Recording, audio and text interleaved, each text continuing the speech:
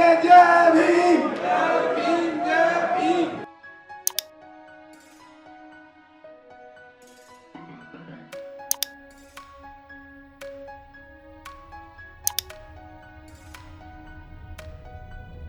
इसलिए हमारे दिमाग में एक आइडिया था कि हमें बाबा साहब डॉक्टर अम्बेडकर जी के नाम से एक इंस्टीट्यूट या सेंटर बनाना चाहिए जो सस्टेन हो। उसका मतलब ये नहीं कि कम्युनिटी सेंटर, एक थिंक टैंक होना चाहिए जो रिसर्च करे तो फिर वो जो पॉलिसी बननी है उसको इन्फ्लुएंस करे। तो उस पर काम कर रहे हैं और इसमें से ये एक बात वैलिडेट हुई है कि हमें एक इंस्टीट्यूट या सेंटर बनाना चाहिए।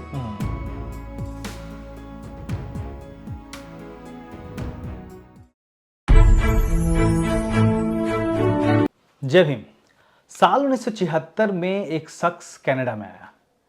उन्होंने स्कूलिंग यहीं से की और आगे बढ़ते बढ़ते कनाडा के ब्रिटिश कोलंबिया गवर्नमेंट में वो डायरेक्टर के पद से रिटायर हुए हैं। और अभी हाल ही में अप्रैल महीने में जो कनाडा में doctor Ambedkar international symposium for emancipation का कार्यक्रम आयोजित हुआ है 6 दिन का, उसको करने में उनकी महत्वपूर्ण भूमिका रही है। हमारे साथ है जयपाल विरदित जी, जिनसे हम बातचीत करेंगे कि आखिर जो 6 दिन का डॉक्टर अंबेडकर सिंपोजियम हुआ बाबा साहब के नाम पे इंटरनेशनल सिंपोजियम, उसका आउटकम क्या रहा और जिस तरीके से इसके बारे में सोचा गया था और आगे क्या रणनीति होगी उसके बारे में।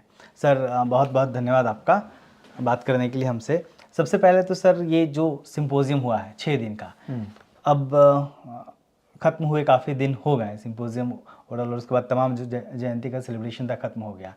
इस बीच में तमाम मंथन किया होगा आपने कि इसको कैसे तमाम साथियों से बातचीत हुई होगी कि कैसे आगे लेके चलना है। हाँ अशोक जी, सही बात बोल रहे हैं और सबसे पहले मैं आपको और आपके साथियों को और व्यूअर्स को जय भीम नमो बुद्धाय बोलना चाहता हूँ।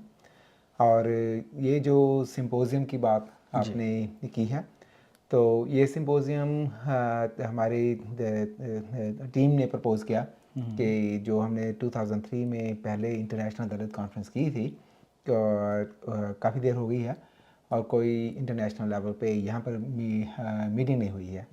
तो फिर ये प्रपोज़ल था कि हम इस लेवल की मीटिंग रखें ताकि हम विचार कर सकें कि ये जो पिछले साल 20 साल हुए हैं इसमें क्या कुछ डिफरेंट हुआ है, क्या कुछ बदला है और आज की करंट स्टेट क्या है, करंट अफेयर्स क्या है, तो कौन से चैलेंजेस आ रहे हैं, तो ताकि हम रीथिंक कर सकें, री-स्ट्रेटजाइज कर सकें। क्योंकि जो सिचुएशन आज से 20 इयर्स पहले थी वो नेचुरली आजकल नहीं है। आजकल हम ग्लोबल विलेज में रह रहे हैं और री-स्ट्रेटजी के बाद जो भी हमारा स्ट्रेटजी है उसको कैसे रीब्रांडिंग करें जी, क्योंकि आजकल मार्केटिंग का दौर है। हर चीज़ की मार्केटिंग होनी चाहिए और प्रॉपर तरीके से होनी चाहिए ताकि सभी लोग जो स्टेक होल्डर्स हैं वो उनको समझ सकें।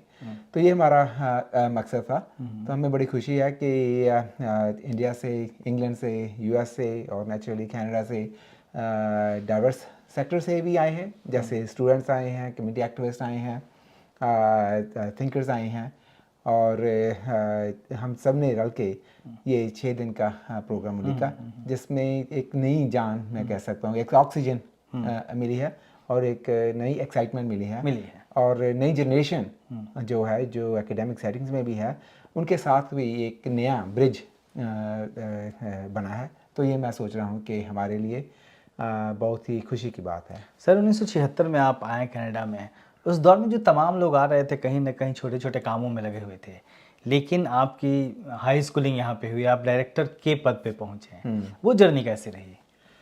बहुत, मैं कहूँगा कि बहुत खूबसूरत जर्नी रही है। मैं, मेरे ब्रदर सिस्टर्स और मेरी मदर, हम सभी 76 में आए थे। मेरे फादर साहब वो 72 में आए थे और उन्होंने हमें स्पॉन्सर किया था।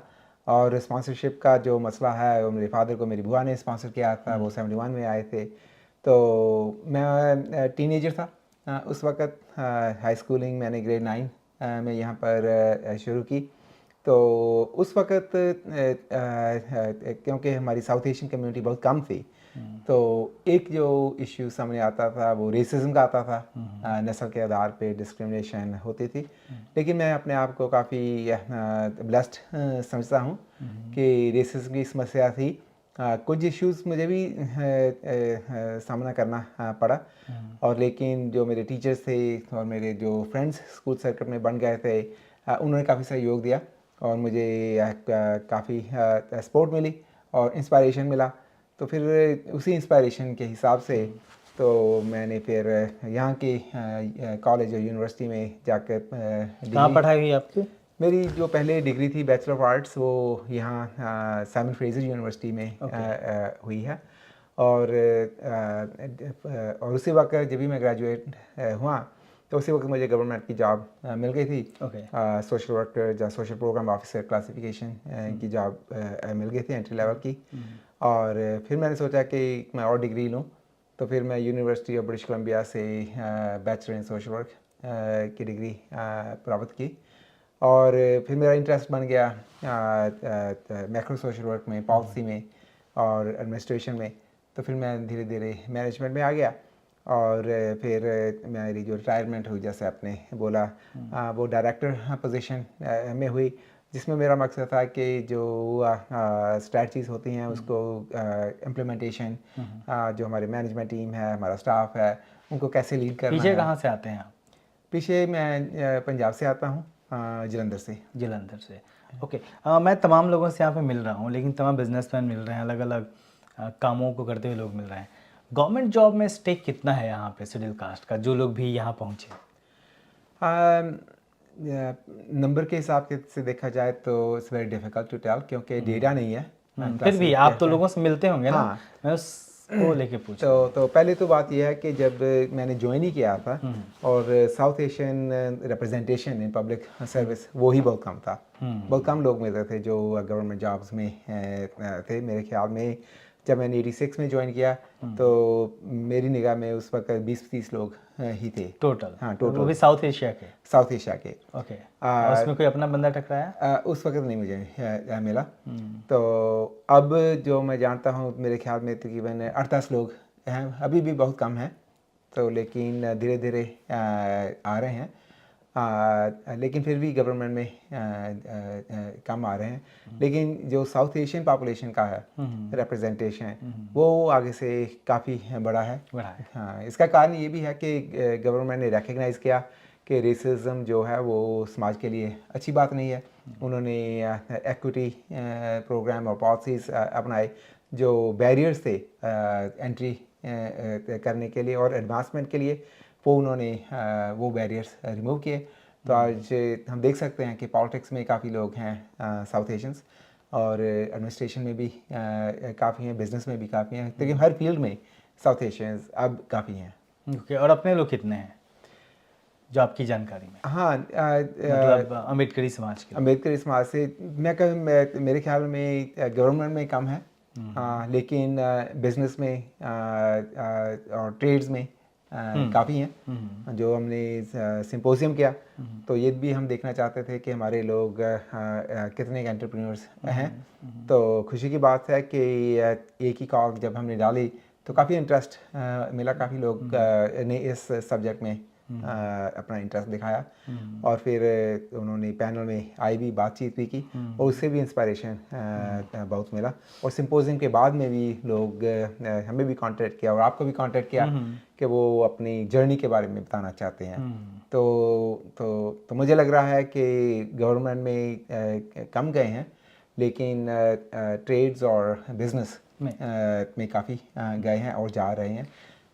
और मैं दौर में ये भी बताना चाहता हूँ कि अब कुछ लोग पॉलिटिक्स में भी गए हैं। जैसे मेरा ब्रदर था, वो इलेक्टेड फर्स्ट टाइम हुआ था काउंसलर। ओके। क्या नाम है उनका? उनका नाम है देव बिरदी।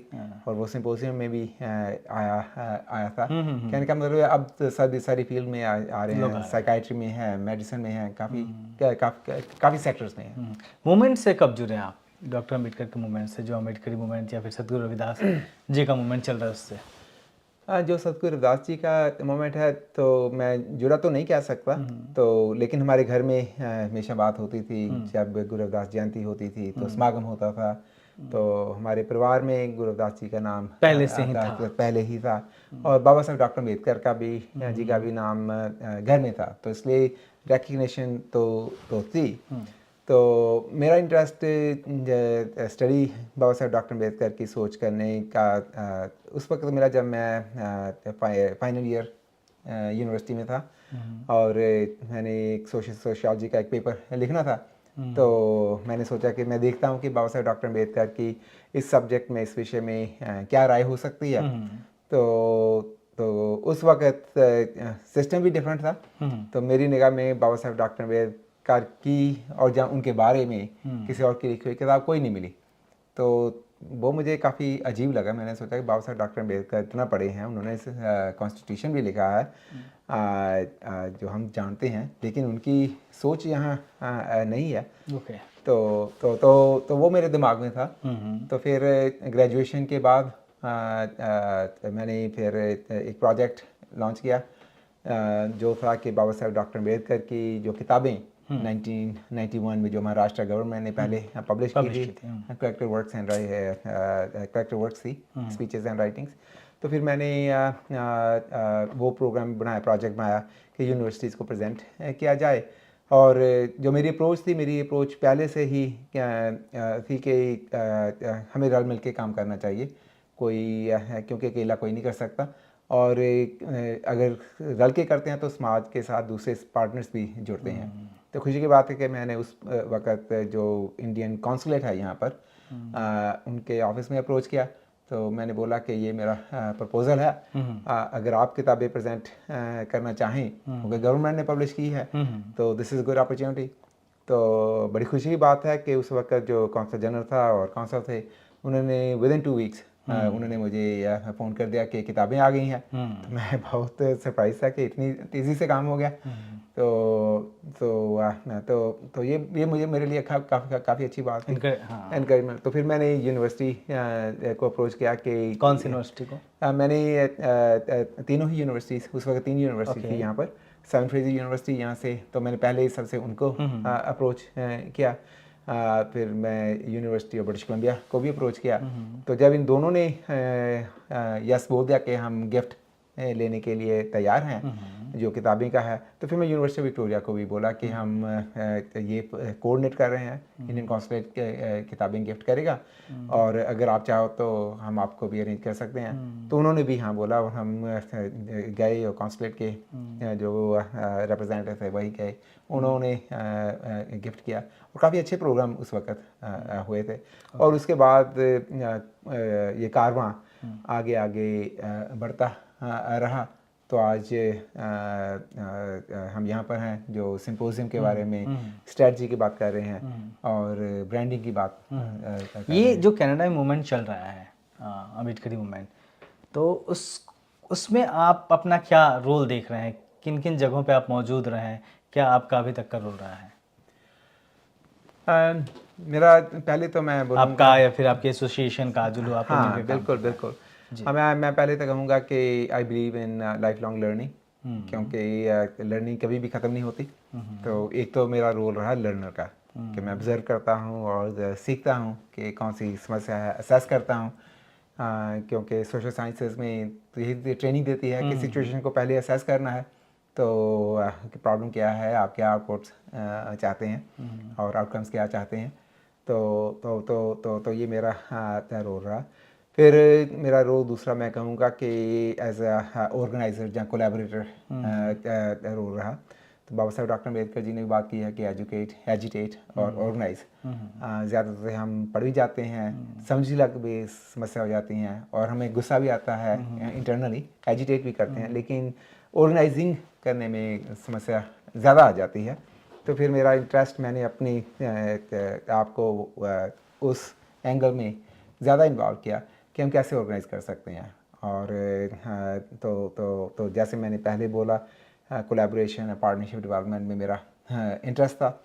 तो फिर चाहे वो कॉन्सुलेट ऑफिस हो, चाहे यूनिवर्सिटीज़ हो, चाहे लोकल ऑर्गेनाइजेशन जैसे गुरु रविदास सभा प्रोमिनेंट ऑर्गेनाइजेशन है, इनके साथ काम करने का मौका मिला, और फिर आइडेंटिफाई करने का मौका मिला कि अगर ये सिचुएशन है तो अपॉर्चुनिटीज़ क्या है, राइट, क्योंकि जो यहाँ चैलेंज होते हैं तो वहाँ अपॉर्चुनिटीज़ भी होती हैं। तो फिर एक वक्त आया, मैंने जब साउथ एशियन ये मना रही थी कि सेंटेनरी सेलिब्रेशन है साउथ एशियन जो 1899 में यहाँ आए थे, तो नेचुरली मेरे मन में सवाल आया कि हमारे समाज के लोग भी कब आए होंगे। तो उस वक्त फिर मैंने जो रिसर्च की तो मुझे मालूम पड़ा कि 1906 में यहाँ पहले आए थे। तो फिर क्योंकि लोगों को अवेयर करने के लिए तो हमने सेलिब्रेशन का इंतज़ाम किया, तो सेंटेनरी सेलिब्रेशन उस वक्त की, ताकि लोगों के मन में एक पॉजिटिव फीडबैक भी आए कि हम यहाँ नए नहीं आए, हमारे एंसेस्टर्स का रोल यहाँ पर काफ़ी देर से है। और ये जान लेना कि हमारा हमारी ये इतिहास है, तो in my view that makes it us even more resilient. तो ये एक आउटकम थी। तो जो आपका सवाल था कि मेरा रोल क्या रहा, वो मैं कहूँगा कि इंस्टिगेटर का भी रोल रहा, क्योंकि इंस्टिगेटर का मतलब है कि अगर सिचुएशन देखता हूँ तो लोगों के माइंड को इंस्टिगेट करना कि इसके बारे में कुछ होना चाहिए, राइट। और जो अप्रोच मेरी हमेशा रही है वो है डेमोक्रेटिक, क्योंकि मैंने बाबा साहब डॉक्टर अम्बेडकर जी के सीखा है कि we don't want bloodshed revolution, what we need is a transformation of our minds. जी, सो ट्रांसफॉर्मेशन करने के मेरे ख्याल में मेरा ज़्यादा रोल है। जी हाँ सर, अभी यहाँ बरनबी में जो एक कास्ट को प्रोटेक्टेड लिस्ट में शामिल किया गया, तो भी एक बड़ा अचीवमेंट रहा आप लोगों ने जो मूवमेंट किया उसका। तो उसको जब दुनिया के अलग अलग हिस्सों में इसमें बात हो रही है, आप लोग जहाँ काम कर रहे हैं वहाँ पे भी इस तरीके की बात होना, ये कितना इम्पोर्टेंट है जो आप लोग काम कर रहे हैं उसके लिए? ये मेरे हिसाब से बहुत बड़ी बात है। क्योंकि कोई भी समस्या को फर्स्ट स्टेप है एक्नॉलेज करना, मानना कि ये समस्या है। और ये जो कास्ट बेस्ड डिस्क्रिमिनेशन है, इसकी समस्या ये है कि इसके साथ एक बहुत बड़ा स्टिग्मा है। स्टिग्मे की वजह से लोग आइडेंटिफाई भी नहीं करना चाहते। इसका मतलब ये नहीं कि उनको कोई समस्या नहीं आती, तो समस्या आती है लेकिन वो इग्नोर कर देते हैं, जहाँ अपने और कोप करते हैं। तो कुछ एक्सपीरियंसेस हमारे सामने आए, लोगों ने बताया कि उनके साथ ये हुआ। तो कुछ लोगों को फिज़िकल असॉल्ट भी हुआ। तो यहाँ के जो लॉज हैं उसके हिसाब से जो कर सकते थे वो क्या, मीडिया को इन्वॉल्व किया ताकि लोगों को मालूम पड़ जाए कि ये समस्या हो रही है। तो मीडिया ने भी हमारा काफ़ी साथ दिया, आवाज़ उठाई। और कुछ सिचुएशंस में हमने मीडिएशन का भी रोल किया, और लोगों ने जिन्होंने जाति शब्द यूज़ किए थे तो उन्होंने अपोलोजाइज़ भी किया इन राइटिंग। तो वो भी हमारे लिए एक सेलिब्रेशन था, क्योंकि लर्निंग प्रोसेस है। और कुछ सर्कमस्टेंस ये भी हुए कि लोगों ने कहा कि आपने जो कुछ करना है कर लो, यहाँ कौन सा SC/ST एक्ट है। तो अगर ज़्यादा लोगों ने कि नहीं किया मेरे तो ये, लेकिन ये भी एक रिस्पांस था। तो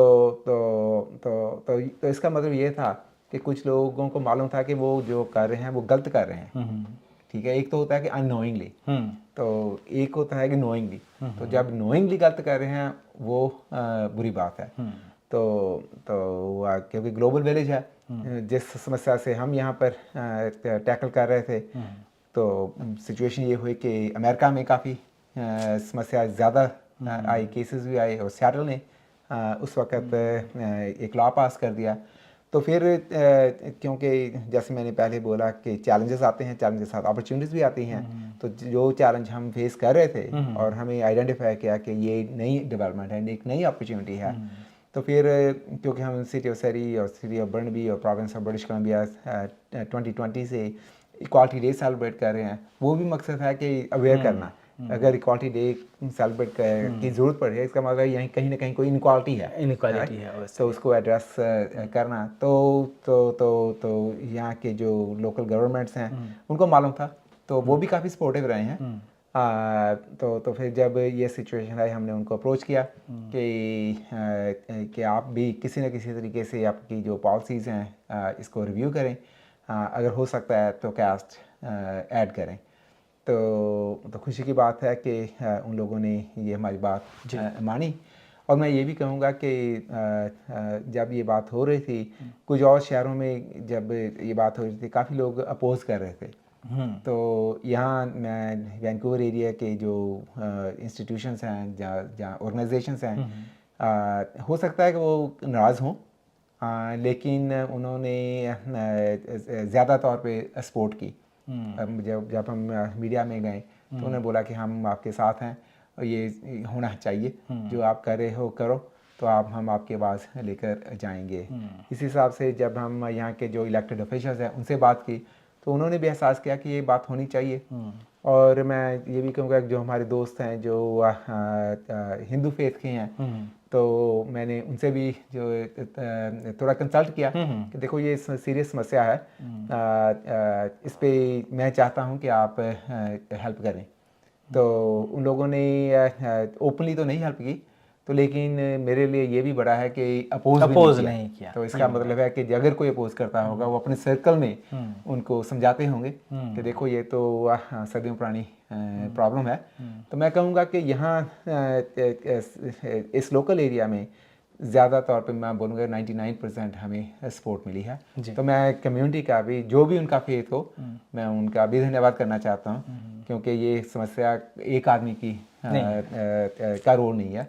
it's the problem needs to be resolved by all of us. जी सर, लास्ट सवाल, ये आप लोगों का और आपकी जो चेतना एसोसिएशन है या फिर जो साथी AICS हैं और तमाम आपकी जो टीम है, अगला कदम क्या आप लोग देख रहे हैं?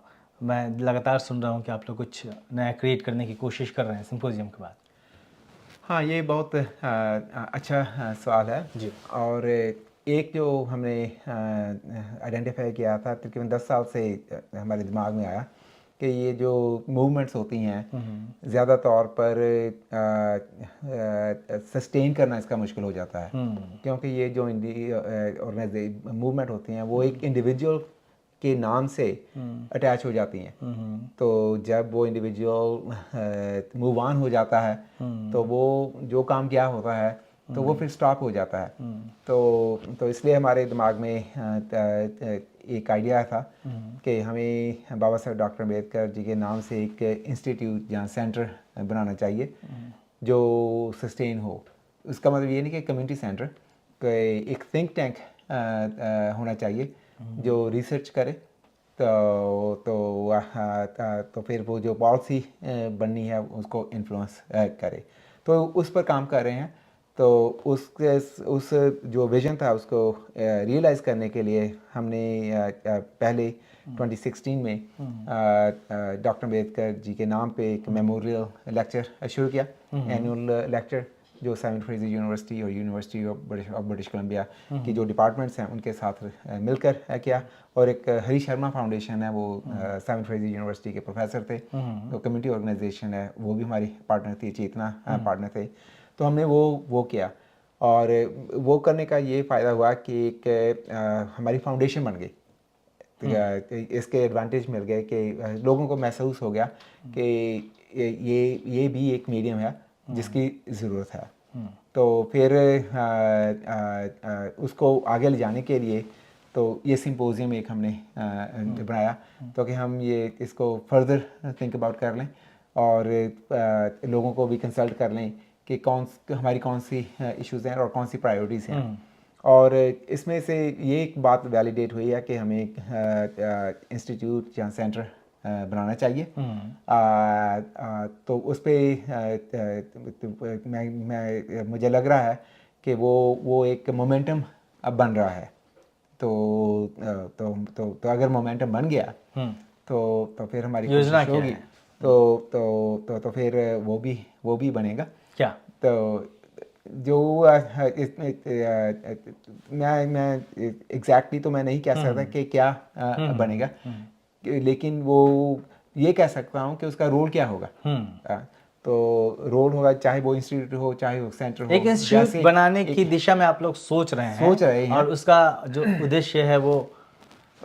उद्देश्य है वो होगा कि हमने जो इश्यूज आते हैं उन पर कैसे रिसर्च की जाए तो अगर क्योंकि जब भी कोई पॉलिसी रिव्यू करनी होती है, जहाँ नई पॉलिसी बनानी होती है, तो रिसर्च की ज़रूरत पड़ती है, क्योंकि ज़्यादा जो पब्लिक बॉडीज़ हैं वो एविडेंस बेस्ड डिसीजन मेकिंग बनाती हैं, क्योंकि अगर एविडेंस नहीं है तो पब्लिक ऑर्गेनाइजेशन से या इवन नॉन पब्लिक के लिए कोई डिसीजन लेना मुश्किल हो जाता है।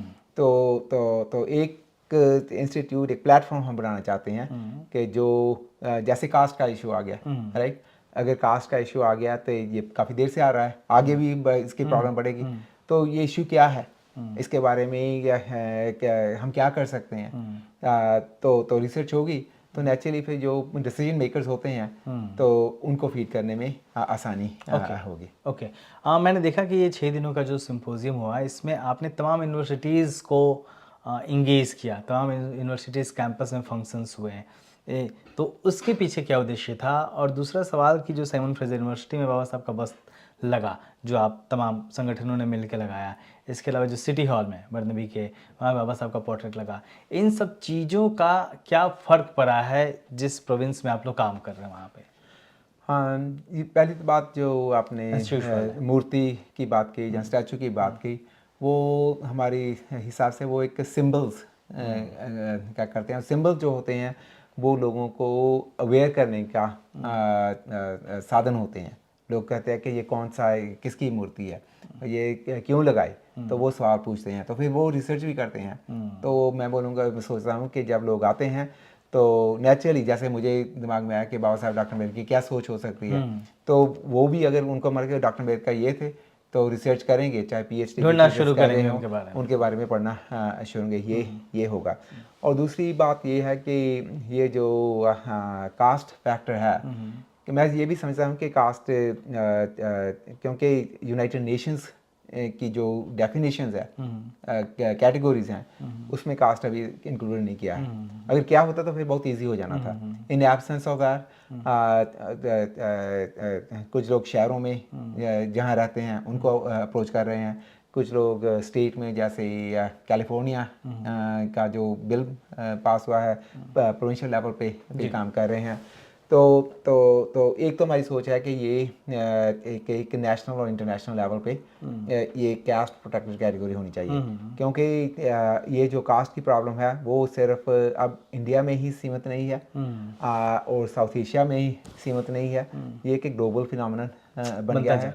और दूसरे मैं ये कहूँगा कि ये अब ये भी कहना मुश्किल है कि ये सिर्फ एक ही धर्म की समस्या है।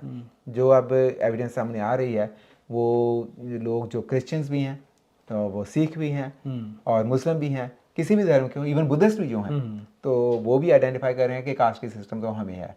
तो ये हमें रीब्रांडिंग करने की ज़रूरत है कि ये जो समस्या है, हाँ धर्म में लिखा होगा तो वो अलग बात है, लेकिन अब ये कि कल्चर, पार्ट ऑफ कल्चर बन गया है। तो ये कास्ट सिस्टम चाहे वो शादी का हो या किसी का बात का। मैंने एक सवाल और पूछा था कि यूनिवर्सिटीज़ को जो आपने इंगेज किया इस पूरे अपने सिंपोजियम में, उसके पीछे क्या वजह थी और उसका क्या फ़ायदा मिला? उसका हाँ, उसका ये इतनी यूनिवर्सिटीज़ को इन्वॉल्व करने का, जैसे मैंने पहले ही बोला है कि हमारी अप्रोच है कि पार्टनरशिप, क्योंकि अकेले कुछ नहीं कर सकते, तो हमें जितने भी पार्टनर्स हो तो उतने ही कम है। तो यूएस में तकरीबन 6-7 यूनिवर्सिटीज़ हैं जिन्होंने कास्ट इंक्लूड कर लिया है अपनी caste as a protected category. हम ब्रिटिश कोलंबिया में रहते हैं, हमारे लिंकेजेस इन यूनिवर्सिटीज़ में हैं। तो एक तो ये मकसद था कि इनकी भी अवेयरनेस हो कि यहाँ पर भी समस्या आ रही है, ये नहीं कहूँगा आएगी, लेकिन अब आ रही है। तो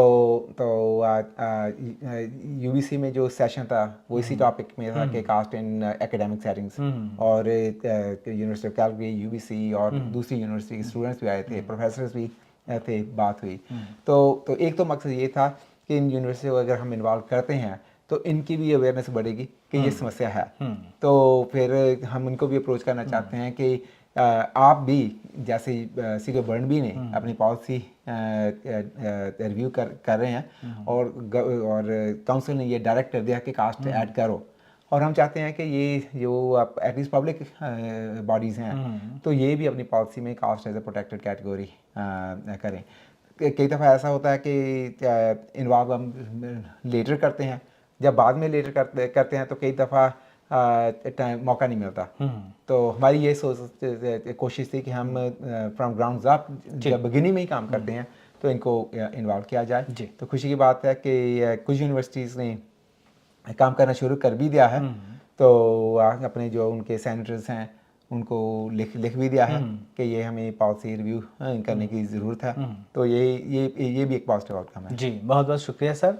तो सिंपोजियम के बाद एक इंस्टीट्यूशन बनाने पे लगातार विचार हो रहा है। उस इंस्टीट्यूशन के जरिए तमाम काम करने की योजना है जो अजय विरदी जी हैं, इनका और इनकी जो एसोसिएशन है और तमाम जो संगठन मिलकर साथ काम कर रहे हैं। और निश्चित तौर पे जब इंस्टीट्यूशन बनते हैं तो वहीं से बड़े काम और ज़रूरी काम होते हैं।